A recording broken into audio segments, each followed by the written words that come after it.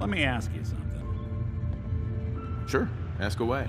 It's just, with everything that's happened with you and your family, it's a whole hell of a lot to process. I wanted to make sure you're holding up all right.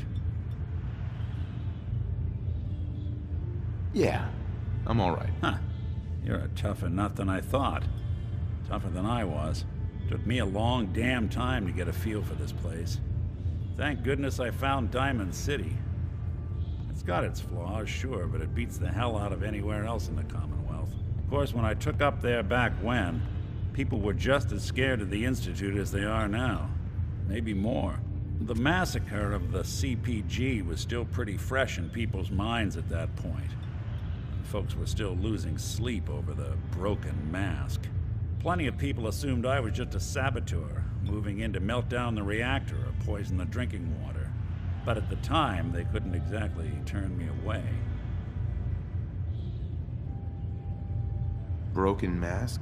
This was long before I'd moved to town, but apparently some gentleman type shows up in Diamond City, heads down to Power Noodles.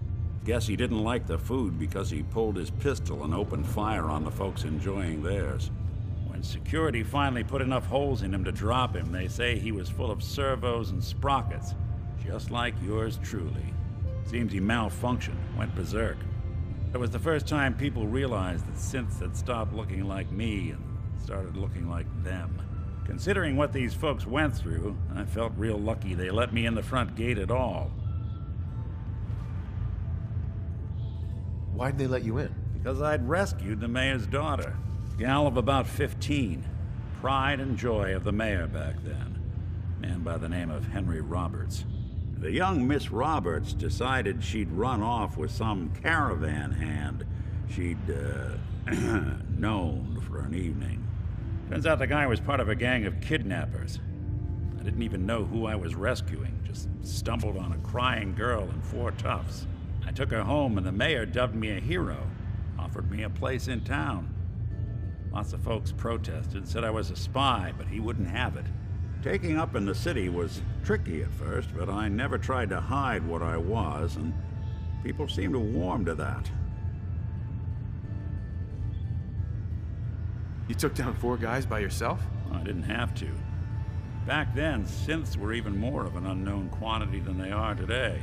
I told them I was rigged to explode and started going beep, beep, beep.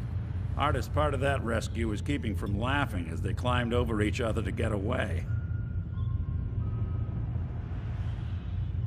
Was it hard settling in? Yeah, they sure didn't make it easy.